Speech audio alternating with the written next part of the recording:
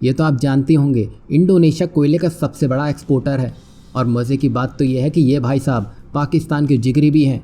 और यहाँ खास बात यह है कि भारत कोयले के इंपोर्ट के मामले में चीन के बाद दूसरे नंबर पर आता है। और अब यही वजह इंडोनेशिया को बड़ी चोट पहुँचाने वाली है। दरअसल दुनिया में जितने भी कोयले के नए प्लांट लगाए जा रहे हैं उसमें भारत और चीन का योगदान 80% का है।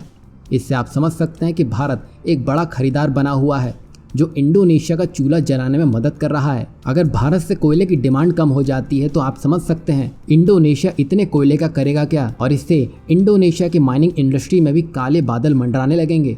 और अब भारत सरकार के हालिया लिए गए फैसले की वजह से कुछ ऐसा ही होता नजर आने वाला है। सूत्रों की माने तो भारत ने कोयले से चलने वाली नई क्षमता को बढ़ाने से रोकने के लिए अपनी नेशनल इलेक्ट्रिसिटी पॉलिसी यानी कि NEP के ड्राफ्ट में सुधार किए हैं। और ये निर्णय देश के क्लीन एनर्जी सोर्सेज में परिवर्तन और कार्बन इमिशन को कम करने के चल रहे प्रयासों के हिस्से के रूप में सामने आया है। और ये कदम जलवायु परिवर्तन पर पेरिस समझौते के लिए देश की प्रतिबद्धता के अनुरूप भी है। इससे होगा ये कि भारत में जितने भी अभी रनिंग कंडीशन में पावर प्लांट हैं वो चलते रहेंगे, लेकिन नया कोई भी कोल पावर प्लांट अब नहीं लगेगा। और ऐसा होने से सिर्फ चीन ही इस बाजार में पूरी तरह से अकेला बचेगा और भारत इस पूरे सीन से आउट हो जाएगा। मतलब इंडोनेशिया को इससे बड़ी चोट पहुंचने वाली है। आपको याद नहीं है तो हम आपको बता देते हैं कि इंडोनेशिया वही देश है जो अपने पाम ऑयल के निर्यात पर रोक लगाकर भारत की सप्लाई चेन बिगाड़ने में लगा हुआ था। वो कहते हैं ना, अब जाकर ऊंट पहाड़ के नीचे आया है। बता दें कि दशकों से भारत में बिजली पैदा करने में